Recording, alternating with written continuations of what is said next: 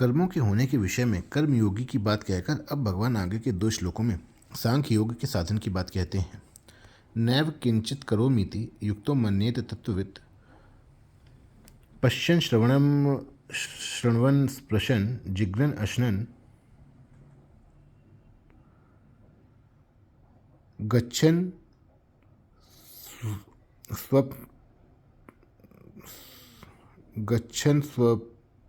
स्वप्नश्वसन्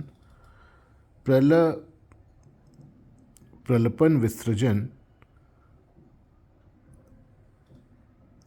ग्रहणन उन्मिषन निमिषन्नपि इंद्रियाणि इंद्रियार्थेषु वर्तन्त इति धारयन्।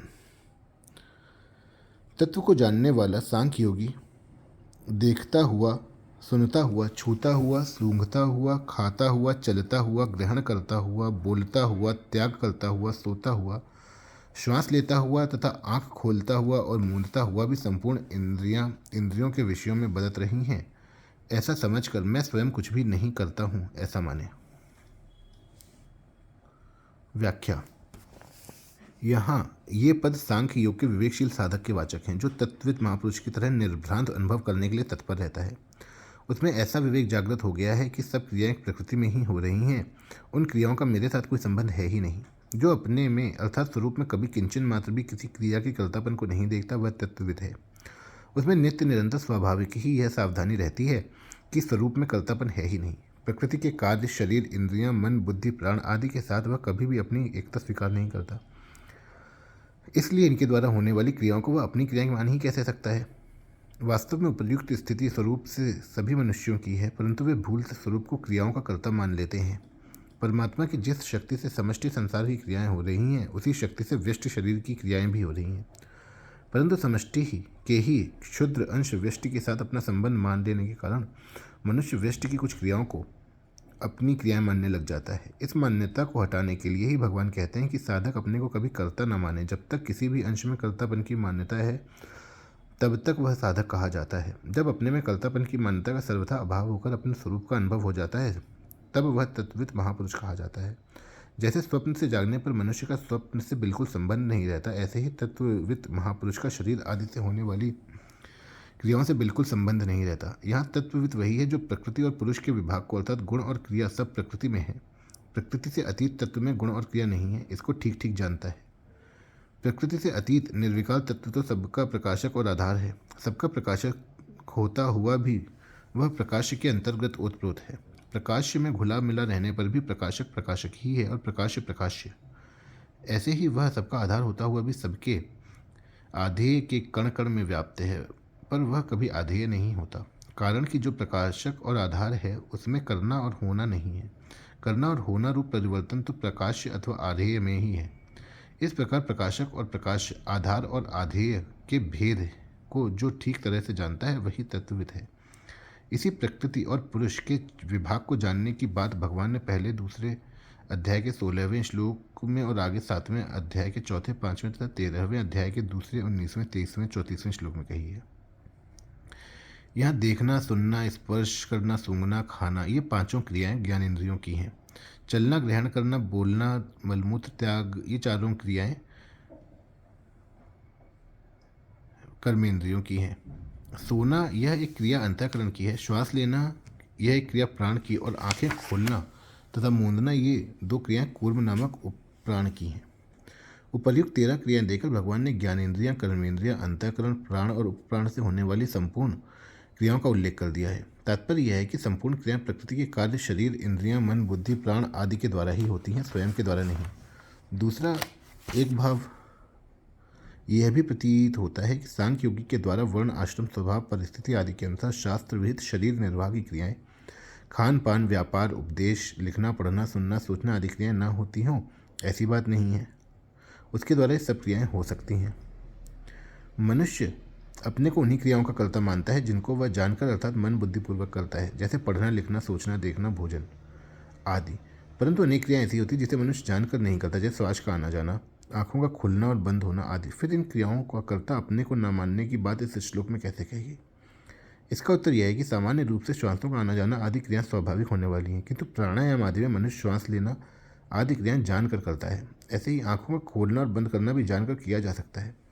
इसलिए इन क्रियाओं का कर्ता भी अपने को न मानने के लिए कहा गया है। दूसरी बात, जैसे मनुष्य श्वसन, उन्मिशन, निमिशन इन क्रियाओं को स्वाभाविक मानकर इनमें अपना कर्तापन नहीं मानता, ऐसे ही अन्य क्रियाओं को भी स्वाभाविक मानकर उनमें अपना कर्तापन नहीं मानना चाहिए। यहाँ पश्चन आदि जो 13 क्रियाएं बताई गई हैं, इनका बिना किसी आधार के होना संभव नहीं। ये क्रियाएं जिसके आश्रित होती हैं, अर्थात इन क्रियाओं का जो आधार है उसमें कभी कोई क्रिया नहीं होती। ऐसे ही प्रकाशित होने वाली संपूर्ण क्रियाएं बिना किसी प्रकाश के सिद्ध नहीं हो सकती। जिस प्रकाश से ये क्रियाएं प्रकाशित होती हैं, जिस प्रकाश के अंतर्गत होती हैं, उस प्रकाश में कभी कोई क्रिया हुई नहीं, होती नहीं और होगी भी नहीं और हो सकती नहीं, होने संभव भी नहीं। ऐसा वह तत्व सबका आधार, प्रकाशक और स्वयं प्रकाश स्वरूप है। वह सब में रहता हुआ भी कुछ नहीं करता। उस तत्व की तरफ लक्ष्य कराने में ही उपर्युक्त इन 13 क्रियाओं का तात्पर्य है। इंद्रियाणि इंद्रियार्थेषु वर्तन्ते इति धारयन्। जब स्वरूप में कर्तापन नहीं है, तब क्रियाएं कैसे और किसके द्वारा हो रही हैं? इस प्रश्न का उत्तर देते हुए भगवान उपर्युक्त पदों में कहते हैं कि संपूर्ण क्रियाएं इंद्रियों के द्वारा इंद्रियों के विषयों में ही हो रही हैं। यहाँ भगवान का तात्पर्य इंद्रियों में कर्तृत्व बनाने में नहीं, प्रत्युत स्वरूप को कर्तृत्व रहित बताने में है। ज्ञानेन्द्रियाँ, कर्मेंद्रियाँ, अंतःकरण, प्राण, उपप्राण आदि सबको यहाँ इंद्रियाणी पद के अंतर्गत लिया गया है। इंद्रियों के 5 विषय हैं: शब्द, स्पर्श, रूप, रस और गंध। इन विषयों में ही इंद्रियों का बर्ताव होता है। संपूर्ण इंद्रियों और इंद्रियों के विषय प्रकृति का कार्य है, इसलिए इंद्रियों के द्वारा होने वाली संपूर्ण क्रियाएं प्रकृति में ही हो रही हैं। प्रकृति क्रियमाणानि गुणैः कर्माणि सर्वशः प्रकृत्यैव च कर्माणि क्रियमाणानि सर्वशः। गुणों का कार्य होने से इंद्रियों और उनके विषयों को गुण ही कहा जाता है। अतः गुण ही गुणों में बरत रहे हैं। गुणा गुणेषु वर्तन्ते। गुणों के सिवाय दूसरा कोई कर्ता नहीं है। नान्यम गुणेभ्यः कर्तारम यदा दृष्टानुपश्यति। तात्पर्य यह है कि क्रिया मात्र को चाहे प्रकृति से होने वाली कहें, चाहे प्रकृति के कार्य गुणों के द्वारा होने वाली कहें, चाहे इंद्रियों के द्वारा होने वाली कहें, बात वास्तव में एक ही है। क्रिया का तात्पर्य है परिवर्तन। परिवर्तन रूप क्रिया प्रकृति में ही होती है। स्वरूप में परिवर्तन रूप क्रिया लेश मात्र भी नहीं है, कारण कि प्रकृति निरंतर क्रियाशील है और स्वरूप कर्तापन से रहित है। प्रकृति कभी अक्रिय नहीं हो सकती और स्वरूप में कभी क्रिया नहीं हो सकती। क्रिया मात्र प्रकाश है और स्वरूप प्रकाशक। नैव किंचित करोमीति मन्येत।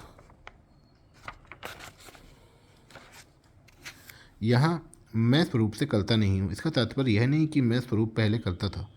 स्वरूप में कर्तापन न तो वर्तमान में है, न भूत में था और न भविष्य में ही होगा।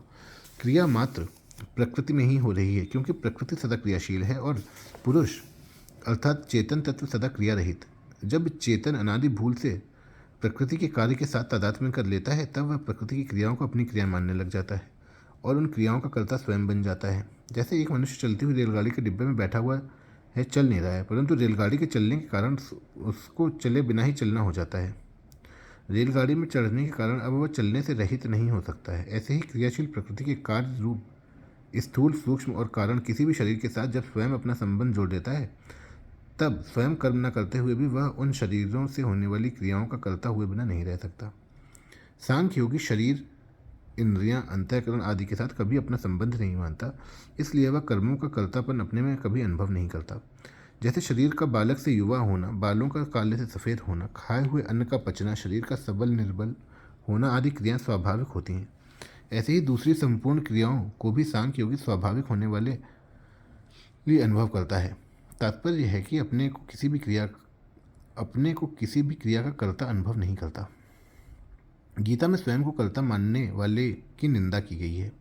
इसी प्रकार शुद्ध स्वरूप को कर्ता मानने वाले को मलिन, अंतःकरण वाला और दुर्मति कहा गया है, परंतु स्वरूप को अकर्ता मानने वाले की प्रशंसा की गई है। एव पद देने का तात्पर्य है कि साधक कभी किंचन मात्र भी अपने में कर्तापन की मान्यता न करे, अर्थात कभी किसी भी अंश में अपने को किसी कर्म का कर्ता न माने। इस प्रकार जब अपने में कर्तापन का भाव नहीं रहता, तब उसके द्वारा होने वाले कर्मों की संज्ञा कर्म नहीं रहती, प्रत्युत क्रिया रहती है। उन्हें चेष्टा मात्र कहा जाता है। इसी लक्ष्य से तीसरे अध्याय के 33वें श्लोक में ज्ञानी महापुरुष से होने वाली क्रिया को चेष्टते पद से कहा गया है। विशेष बात, तीसरे अध्याय के 27वें श्लोक में अहंकार विमूढ़ात्मा कर्ता हमिति मन्यते, इसमें आए मन्यते पद से जो बात आई थी उसी का निषेध यहाँ नैव किंचित करोमिति युक्तो मन्ये तत्ववित् इसमें आय मन्येत पद से किया गया है। मन्येत पद का अर्थ मानना नहीं है, प्रत्युत अनुभव करना है, क्योंकि स्वरूप में क्रिया नहीं है, यह अनुभव है, मान्यता नहीं। कर्म करते समय अथवा न करते समय दोनों अवस्थाओं में स्वरूप में अकर्तापन ज्यों का त्यों है। इसलिए तत्वित पुरुष यहाँ यह अनुभव करता है, कर्म करते समय भी मैं वहीं था और कर्म न करते समय भी मैं वही रहा। अतः कर्म करने अथवा न करने से अपने स्वरूप यानी अपनी सत्ता में क्या फर्क पड़ा, अर्थात स्वरूप तो अकर्ता ही रहा। इस प्रकार प्रकृति के परिवर्तन का ज्ञान अनुभव तो सबको होता है, पर अपने स्वरूप परिवर्तन का ज्ञान किसी को नहीं होता। स्वरूप संपूर्ण क्रियाओं का निर्लिप्त रूप से आश्रय, आधार और प्रकाशक है। उसमें किंचन मात्र भी परिवर्तन की संभावना नहीं है। स्वरूप में कभी अभाव नहीं होता। जब वह प्रकृति के साथ राग से तादात्म्य बना लेता है तब उसे अपने में अभाव प्रतीत होने लगता है। उस अभाव की पूर्ति के लिए वह पदार्थों की कामना करने लग जाता है।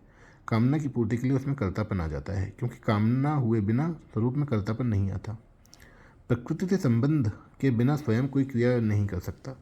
कारण कि जिन करणों से कर्म होते हैं वे करण प्रकृति के ही हैं।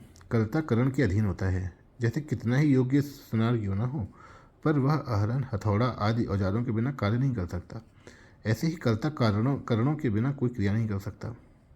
इस प्रकार योग्यता, सामर्थ्य और करण ये तीनों प्रकृति में ही हैं और प्रकृति के संबंध में ही अपने में प्रतीत होते हैं। ये तीनों घटते बढ़ते हैं और स्वरूप सदा ज्यों का त्यों रहता है। अतः इनका स्वरूप से संबंध है ही नहीं। कर्तापन प्रकृति के संबंध से है, इसलिए अपने को कर्ता मानना परधर्म है। स्वरूप में कर्तापन नहीं है, इसलिए अपने को अकर्ता मानना स्वधर्म है।